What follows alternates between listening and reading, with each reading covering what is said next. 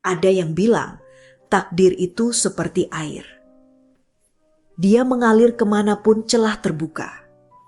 Kamu bisa mengarahkannya, tapi tidak bisa menghentikannya sepenuhnya.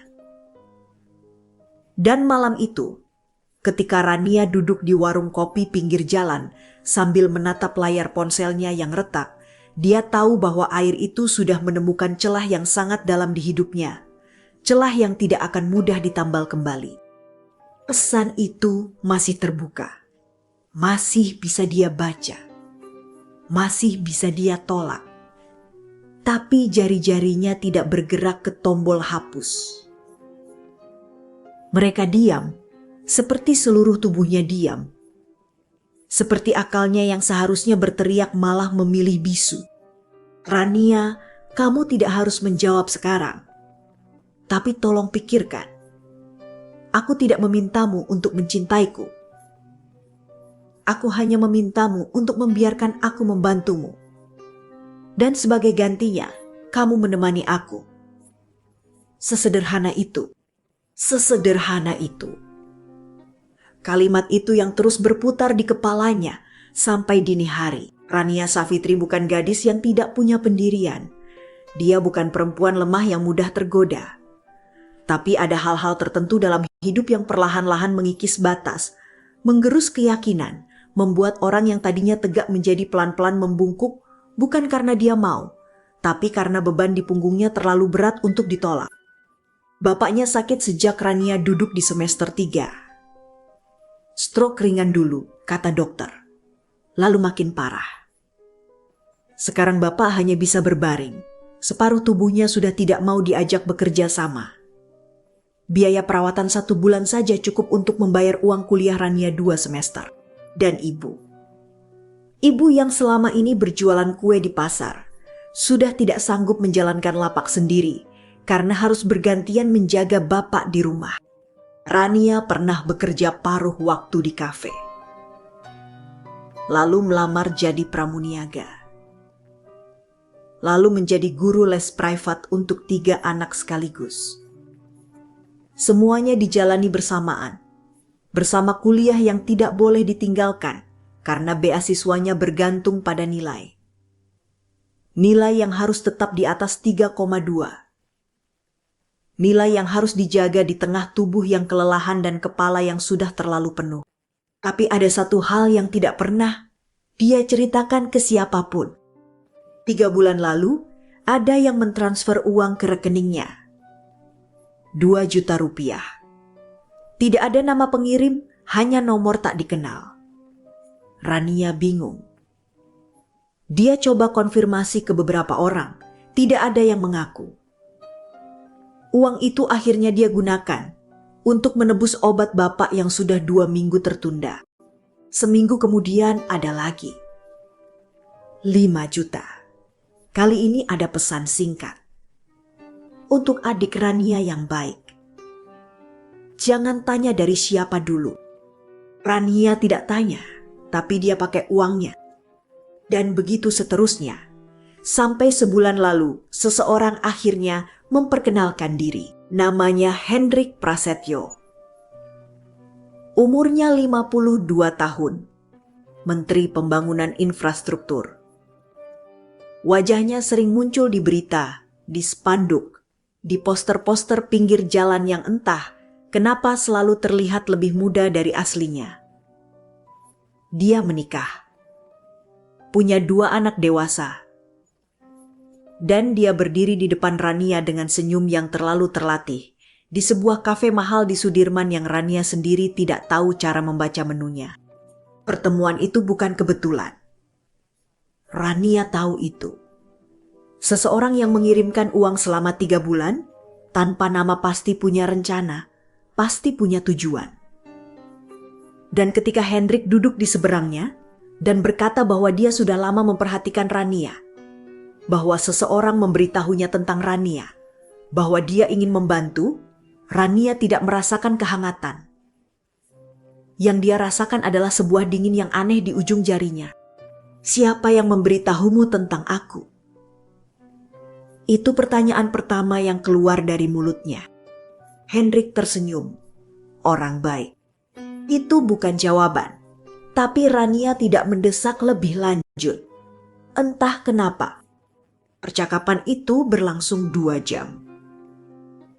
Hendrik berbicara banyak tentang dirinya, tentang kesepian yang tidak bisa dia ceritakan ke siapapun, tentang pernikahannya yang sudah lama menjadi formalitas belaka, tentang bagaimana posisinya memaksanya selalu berpura-pura bahagia di depan kamera.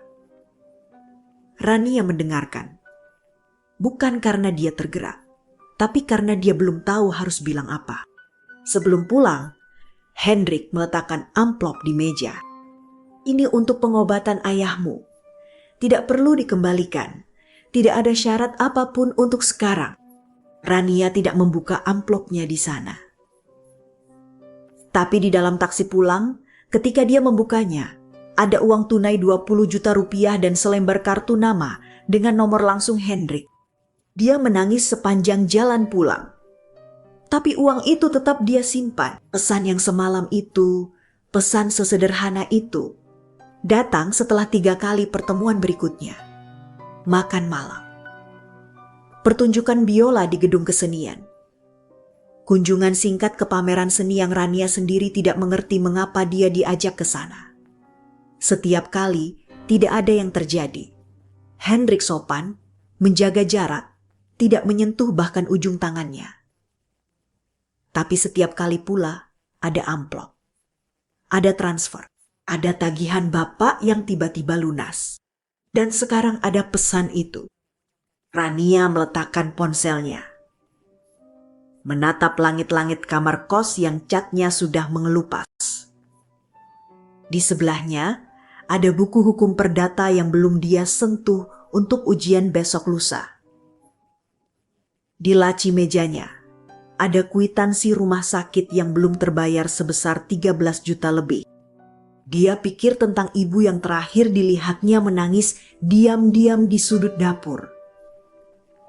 Tentang bapak yang matanya masih bisa memandangnya dengan penuh rasa bersalah meski lisannya sudah tidak bisa mengucapkan kata-kata. Tentang teman-temannya yang berencana KKN ke Lombok tahun depan sementara Rania bahkan tidak yakin apakah dia masih bisa bayar SPP semester depan. Dia tidak membalas pesan Hendrik malam itu. Tapi 3 hari kemudian, dia menelepon nomor di kartu nama itu. Tidak ada yang tahu. Itulah yang Rania pegang sebagai satu-satunya pegangan. Tidak ada yang tahu. Jadi tidak ada yang bisa menghakimi. Dia tidak pernah menceritakannya kepada Mila, sahabatnya yang cerewet dan sangat pegang prinsip itu. Tidak kepada ibu, tidak kepada siapapun. Tapi ada satu orang yang selalu bertanya dengan matanya, meski tidak pernah bertanya dengan kata-kata. Namanya Fajar. Mahasiswa tingkat akhir jurusan teknik sipil. Anak kos yang kamarnya hanya dipisahkan 1 lorong dari Rania. Mereka sudah saling kenal sejak tahun pertama. Dan selama itu Fajar selalu ada, meminjamkan catatan, menemaninya beli mie instan pukul 12 malam ketika keduanya sama-sama begadang, duduk di sebelahnya ketika dia menangis di perpustakaan, karena nilainya turun dan dia takut beasiswanya dicabut. Fajar tidak pernah bertanya apa-apa. Tapi sejak Rania mulai sering pulang larut malam dengan taksi online, bukan ojek seperti biasanya, dia mulai menatap Rania dengan cara yang berbeda. Bukan curiga. Lebih seperti khawatir yang tidak tahu harus diucapkan kemana. Suatu malam, ketika Rania baru pulang dan Fajar kebetulan sedang duduk di teras sambil ngopi, dia hanya berkata 1 kalimat. "Kamu baik-baik saja kan, Ran?" Rania tersenyum. "Baik-baik aja kok." Fajar mengangguk. Tidak bertanya lagi. Tapi Rania tahu, dalam tanda-tanda kecil yang hanya bisa dibaca oleh orang yang sering bersama, bahwa Fajar tidak percaya. Dan bahwa dia memilih untuk tidak memaksa. Itu yang membuat Rania malam itu susah tidur. Bukan karena pesan Hendrik, bukan karena uang. Tapi karena tatapan Fajar yang tidak menghakimi itu justru terasa lebih berat dari penghakiman apapun. Bulan-bulan berikutnya berjalan dengan aneh. Aneh karena dari luar semuanya tampak membaik. Nilai Rania naik. Bapaknya bisa menjalani terapi lebih rutin. Ibu tidak perlu lagi memaksakan diri ke pasar setiap hari. Rania bahkan bisa membeli buku-buku referensi yang selama ini hanya bisa dia pinjam dari perpustakaan. Tapi dari dalam, ada sesuatu yang pelan-pelan mengendap. Seperti lumpur di dasar sungai, tidak terlihat dari atas, tapi membuat air di atasnya tidak pernah benar-benar jernih. Hubungannya dengan Hendrik berjalan seperti yang dijanjikan di awal. Tidak ada paksaan, tidak ada ancaman. Hanya pertemuan-pertemuan di tempat-tempat yang tidak mungkin dilihat orang banyak. Percakapan, makan malam, kadang sekadar duduk berdua di lounge hotel sambil membaca. Hendrik tidak jahat. Itu yang membuat semuanya semakin sulit. Jauh lebih mudah membenci seseorang yang jahat daripada seseorang yang memperlakukanmu dengan baik tapi dengan cara yang salah. Rania tidak mencintai Hendrik. Dia tidak pernah pura-pura mencintainya. Dan Hendrik juga tidak pernah meminta itu. Yang dia minta hanya kehadiran, dan Rania hadir. Tapi setiap kali pulang, ada doa yang selalu dia panjatkan dalam keheningan kamarnya. Ya Allah, aku tidak tahu ini dosa atau bukan. Aku tidak tahu ini salah atau tidak. Yang aku tahu hanya satu, aku lelah. Tolong tunjukkan jalan yang aku sendiri tidak tahu bagaimana menemukannya. Doa itu diulangnya setiap malam. Kadang dengan air mata, kadang tidak. Tapi selalu diulang. Karena itu satu-satunya hal yang membuatnya merasa belum sepenuhnya hilang. Krisis pertama datang di bulan keempat. Salah satu asisten Hendrik, perempuan muda dengan wajah dingin dan sepatu yang selalu bersih, menghubungi Rania lewat pesan terenkripsi. Isinya pendek dan tidak bisa disalahartikan. Ini tidak bisa dilanjutkan. Pak Hendrik sedang dalam proses pemantauan KPK terkait proyek jalan tol. Semua kontak harus bersih. Kamu harus menghilang dulu. Rania membaca itu 3 kali.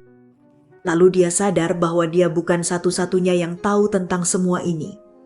Ada orang lain, ada sistem. Dan tiba-tiba, dia merasa seperti sebuah bidak di papan catur yang tidak pernah dia tahu sedang dimainkan. Dia tidak menghubungi Hendrik. Hendrik juga tidak menghubunginya. Selama 2 minggu, keheningan itu menggantung di antara mereka seperti sesuatu yang tidak bisa disentuh. Di sela-sela itu, Fajar datang mengetuk pintu kamarnya. Ran, ada teman-teman mau makan bareng. Ikut? Rania hampir menolak.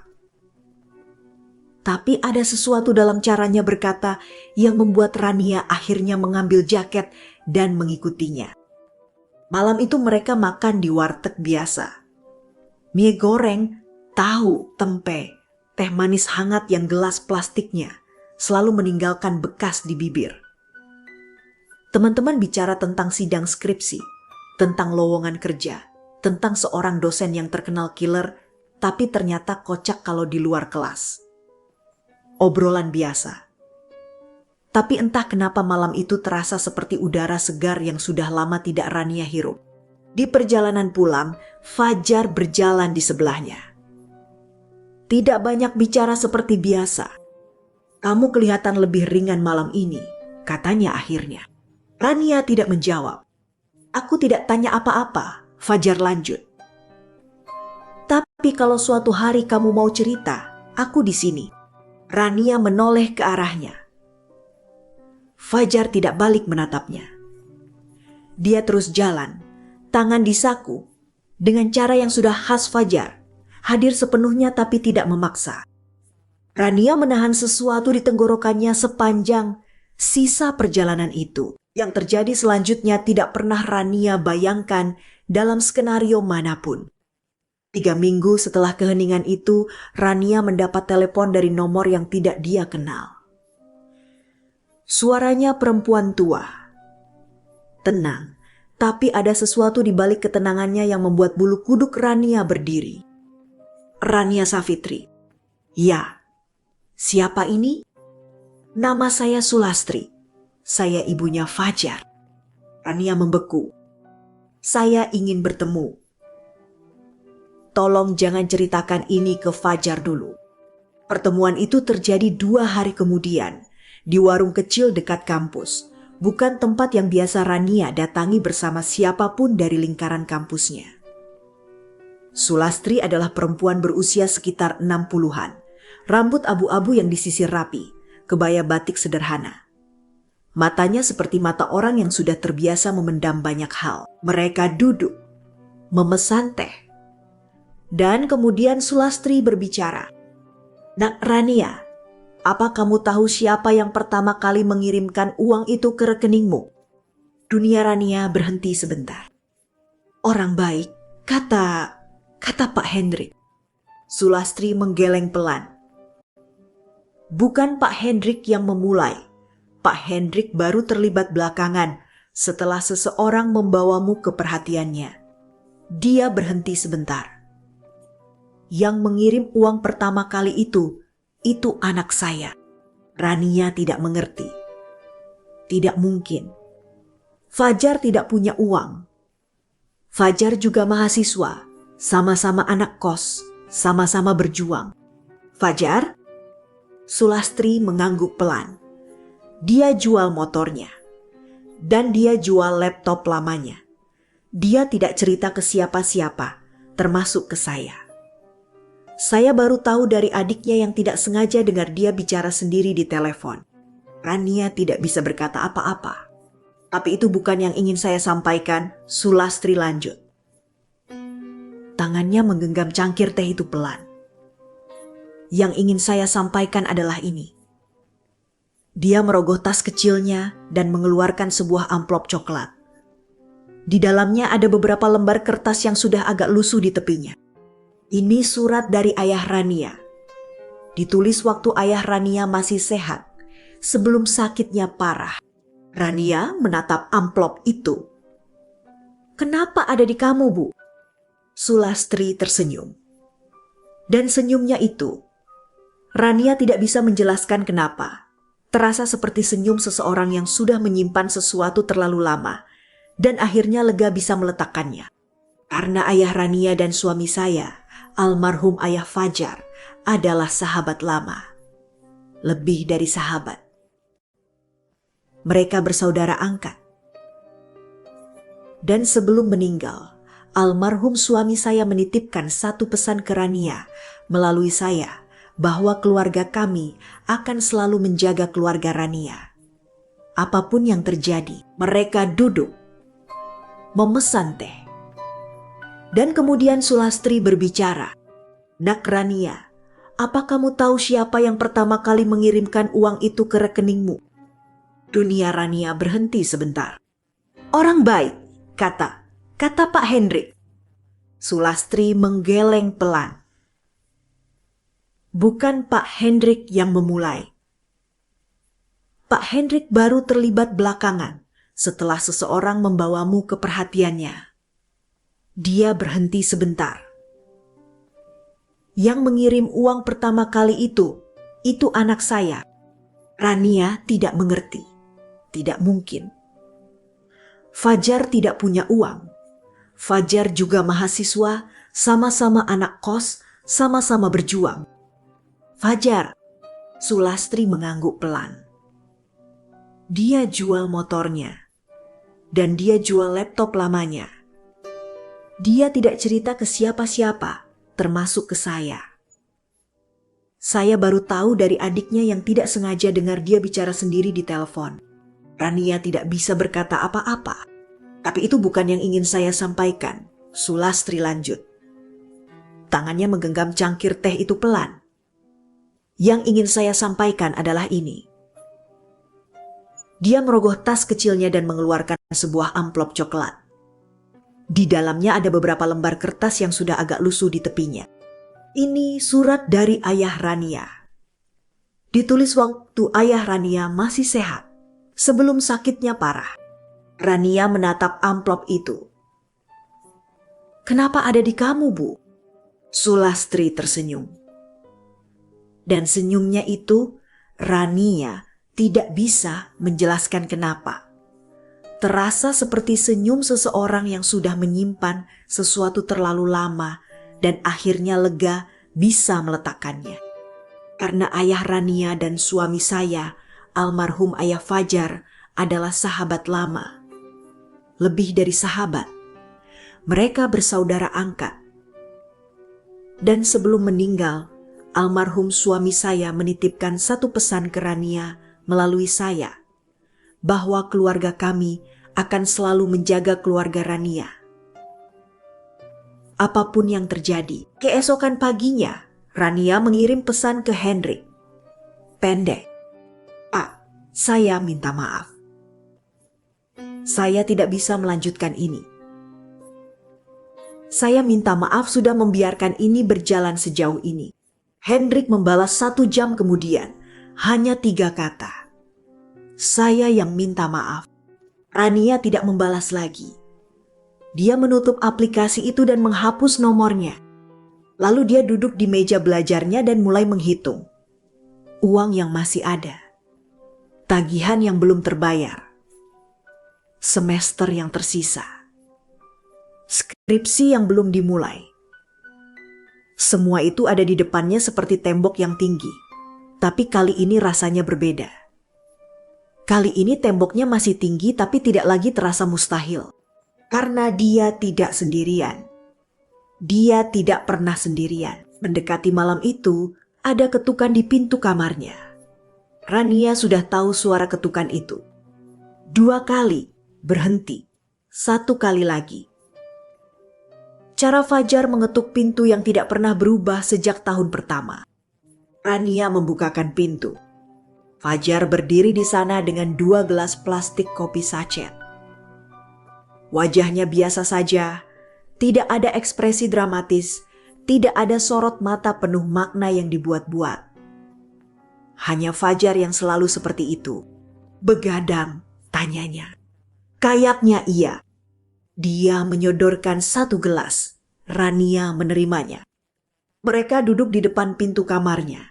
Di lantai lorong kos yang ubin-ubinnya sudah retak di beberapa sudut. Minum kopi sachet yang terlalu manis dan terlalu panas. Tidak ada yang bicara selama beberapa menit. Lalu Rania berkata, pelan. Jan, motor kamu yang dulu. Yang katanya kamu jual karena rusak parah.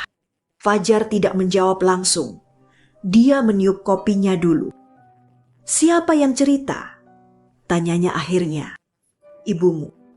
Henning lagi. Lebih lama kali ini. Kamu marah? Tanya Fajar. Rania menggeleng. Tapi matanya sudah berkaca-kaca lagi. Kenapa kamu tidak bilang? Fajar mengangkat bahu sedikit. Kamu pasti nolak. Iya. Nah, Rania menahan tawa yang tercampur dengan tangis yang tidak jadi keluar. Kamu bodoh tahu tidak? Mungkin. Kenapa? Fajar menatap ke depan sebentar. Lorong kos yang sepi. Lampu neon yang 1 dari 3 sudah mati. Suara kipas angin dari kamar sebelah yang sudah lama minta diganti tapi pemilik kos tidak pernah mengganti. Karena kamu berjuang sendirian padahal tidak harus, katanya akhirnya. Suaranya datar, bukan dramatik, bukan seperti kalimat di film. Hanya seperti seseorang yang akhirnya mengatakan sesuatu yang sudah lama ingin dikatakan. Bapakku sebelum meninggal bilang ke aku, kalau ada anak orang yang dia sayang sedang kesusahan, bantu. Jangan tanya bisa atau tidak dulu. Bantu saja. Rania melihat ke arahnya. Fajar masih menatap ke depan. Kamu tahu tentang hal lain? Tanya Rania hati-hati. Fajar sedikit mengerutkan dahi. Hal lain apa? Rania menghela napas. Tidak jadi. Fajar tidak mendesak. Tidak pernah mendesak. Dan malam itu Rania memutuskan untuk menceritakan semuanya. Bukan karena dia harus. Bukan karena Fajar bertanya. Tapi karena ada saat di mana memendam sesuatu terlalu lama justru menjadi beban yang lebih berat dari rahasia itu sendiri. Dia bercerita dari awal. Transfer pertama, pertemuan pertama dengan Hendrik, amplop-amplop itu, pesan-pesan itu. Keputusan yang diambilnya ketika dia merasa tidak ada pilihan lain. Sampai kemarin. Sampai pesan yang dia kirim tadi pagi. Fajar mendengarkan semuanya tanpa memotong. Wajahnya tidak berubah menjadi terkejut, tidak berubah menjadi jijik, tidak berubah menjadi ekspresi apapun yang Rania takutkan. Dia hanya mendengarkan, mengangguk sesekali, mengambil napas panjang 1 kali. Ketika Rania selesai, keduanya diam cukup lama. "Kamu salah," kata Fajar akhirnya. Tapi nada suaranya bukan menghakimi. Lebih seperti seseorang yang mengatakan fakta dengan sayang. Bukan karena kamu lemah, tapi karena kamu pikir tidak ada yang mau bantu tanpa imbalan. Rania menutup mukanya dengan kedua tangan. "Aku malu, Jar. Aku tahu. Kamu tidak benci aku?" "Tidak." "Kenapa?" Fajar akhirnya menoleh ke arahnya. "Karena kamu tidak jahat. Kamu hanya takut." Dan orang takut sering mengambil jalan yang bukan jalan terbaik. Itu manusiawi. Rania menurunkan tangannya. Matanya sudah merah. "Tapi kamu berhak marah." "Mungkin. Tapi marah ke kamu sekarang tidak ada gunanya." Mereka duduk di sana sampai kopi mereka habis dan lorong kos sudah benar-benar sepi. 4 bulan setelah malam itu, Rania mengajukan proposal skripsi yang akhirnya disetujui dosen pembimbing di percobaan pertama. Topiknya tentang akses keadilan hukum bagi masyarakat kelas bawah. Sesuatu yang dipilihnya bukan karena strategis, tapi karena memang itulah yang dia rasakan selama ini. Biaya pengobatan bapak mulai sebagian ditanggung oleh BPJS setelah Fajar membantu Rania mengurus administrasi yang selama ini terlunta-lunta. Ternyata ada jalur yang bisa diakses. Hanya saja prosesnya melelahkan dan tidak banyak yang tahu. Fajar tahu, karena dia memang tipe orang yang riset dulu sebelum bicara. Ibu mulai berjualan lagi, tapi kali ini lebih kecil-kecilan. Titip di warung tetangga, terima pesanan. Tidak harus berdiri dari subuh. Dan ada sedikit tabungan yang Rania sisihkan dari honornya mengajar les, yang sekarang dia lakukan dengan lebih teratur dan dengan kepala yang lebih jernih. Fajar sidang duluan, lulus dengan predikat cum laude yang tidak terlalu dia ributkan. Rania datang ke sidangnya bersama beberapa teman, dan ketika nama Fajar dipanggil dan dia keluar dengan wajah tenang yang khas itu, Rania bertepuk tangan lebih keras dari yang dia rencanakan. Fajar melirik ke arahnya dari jauh, tertawa kecil, lalu mengangguk. Ada satu hal terakhir yang harus diceritakan. Satu hal yang tidak Rania ketahui sampai jauh kemudian. Ketika semuanya sudah berlalu dan jarak membuatnya lebih mudah dilihat. Surat dari bapaknya, surat yang dititipkan ke Sulastri. Ternyata bukan satu-satunya surat yang bapak tulis. Ada surat lain yang disimpan bapak di dalam Al-Quran kecil di laci nakas kamarnya. Surat yang baru ditemukan ibu ketika sedang membereskan kamar karena bapak harus rawat inap lebih lama dari biasanya. Ibu memberikan surat itu ke Rania tanpa membacanya karena di sampulnya tertulis jelas, untuk Rania. Rania membacanya sendirian malam sebelum sidang skripsinya. Isinya berbeda dari surat pertama. Lebih pendek, tapi lebih dalam. Rania, bapak tidak tahu kamu sedang berjuang untuk apa ketika membaca ini. Tapi bapak tahu kamu selalu berjuang. Itu yang membuat bapak bangga dan kadang sedih sekaligus. Bangga karena kamu kuat, sedih karena bapak tidak bisa selalu ada di sampingmu ketika kamu lelah. Bapak mau kamu tahu satu hal yang sudah lama bapak simpan. Ketika kamu masih bayi, bapak pernah dalam keadaan sangat gelap. Pernah berpikir jalan pintas yang tidak baik. Dan di titik itu, ada seorang teman yang datang, hanya duduk di sebelah bapak dan bilang, "Kita tidak punya kemewahan untuk menyerah, karena ada orang-orang yang hidupnya bergantung pada kita tetap berdiri. Teman itu adalah ayahnya Fajar. Bapak bertahan. Dan kamu ada sekarang karena Bapak bertahan. Kalau suatu hari kamu di titik gelap, ingat ini. Kamu tidak harus menemukan jalan yang sempurna. Kamu hanya harus tetap berdiri. Dan jangan pernah menganggap gelap itu pertanda kamu sudah kalah. Kadang gelap itu hanya pertanda kamu belum sampai di tikungan berikutnya. Bapak cinta kamu, Rania. Lebih dari yang Bapak pernah bisa ucapkan. Rania melipat surat itu dengan tangan yang sedikit gemetar. Memasukkannya kembali ke amplopnya. Menyimpannya di samping buku kuliahnya yang sudah penuh tanda dan catatan. Lalu dia membuka Al-Quran kecil miliknya yang sudah lusuh di sudut-sudutnya karena sering dia bawa kemana-mana dan membaca beberapa ayat sebelum tidur. Besok dia sidang. Besok mungkin ada babak baru. Tapi malam ini, untuk pertama kalinya dalam waktu yang sangat lama, dia tidak takut. Bukan karena semua masalahnya sudah selesai. Masalah itu masih ada. Bapak masih sakit. Uang masih harus diatur ketat. Hidup masih penuh dengan hal-hal yang tidak bisa dikontrol. Tapi ada sesuatu yang berbeda sekarang. Sesuatu yang tidak bisa dia beli dengan uang dari amplop manapun. Dia tahu bahwa di tengah jalan yang paling gelap pun ada orang yang berjalan di sampingnya tanpa dia minta. Ada doa seorang ayah yang menuliskan cintanya di atas kertas dan menitipkannya lewat waktu. Ada kebaikan yang bekerja dengan cara yang tidak selalu bisa dipahami langsung. Tapi ketika akhirnya kelihatan, membuat segalanya terasa masuk akal. Rania menutup Al-Qurannya, meletakkannya di samping bantal, lalu menutup matanya. Dan tidur dengan tenang untuk pertama kalinya dalam waktu yang sangat, sangat lama. Ketika namanya dipanggil di ruang sidang keesokan harinya, Rania berdiri dengan punggung tegak. Bukan tegak yang dipaksakan, bukan tegak yang dibuat-buat untuk terlihat percaya diri, tapi tegak yang datang dari dalam, dari seseorang yang sudah jatuh dan memilih untuk bangun lagi, yang sudah salah jalan dan memilih untuk berbalik, yang sudah hampir tenggelam dan ternyata menemukan bahwa tanah masih bisa dijangkau oleh kakinya. Di luar ruang sidang, Fajar menunggu.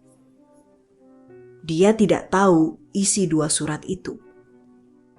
Mungkin suatu hari nanti Rania akan menceritakannya. Atau mungkin tidak perlu, karena ada hal-hal yang maknanya cukup hidup di dalam hati tanpa harus diucapkan. Yang pasti, ketika Rania keluar dari ruang sidang dengan status lulus dan matanya merah karena terharu, orang pertama yang menyambutnya adalah Fajar. Dengan ekspresi datar yang khas dan satu kalimat pendek. Aku sudah tahu dari tadi kamu pasti lulus. Rania menghela napas.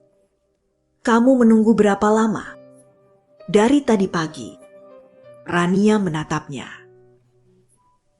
Fajar balik menatapnya. Dan di antara dua orang yang sudah saling kenal cukup lama untuk tidak perlu penjelasan panjang, tidak perlu kata-kata besar, tidak perlu momen dramatis. Sesuatu berpindah tempat. Dari tempat di mana ia selama ini hanya diam, ke tempat di mana ia akhirnya bisa bernapas lega. Terima kasih, kata Rania. Bukan hanya untuk hari ini, untuk semuanya. Fajar mengangguk. Ayo, ibumu pasti sudah nunggu kabar. Mereka berjalan keluar dari gedung fakultas ke arah cahaya siang yang hangat dan jalan kampus yang ramai. Rania mengangkat wajahnya ke langit sebentar, langit biru yang tidak sempurna. Ada 1-2 gumpalan awan putih yang lewat malas-malasan, dan dalam detik itu, dalam satu tarikan napas yang panjang dan penuh, dia merasakan sesuatu yang sudah lama tidak dia rasakan. Lega. Bukan karena hidupnya sudah mudah, tapi karena dia sudah memilih untuk tidak menukar dirinya dengan kemudahan itu. Dan itu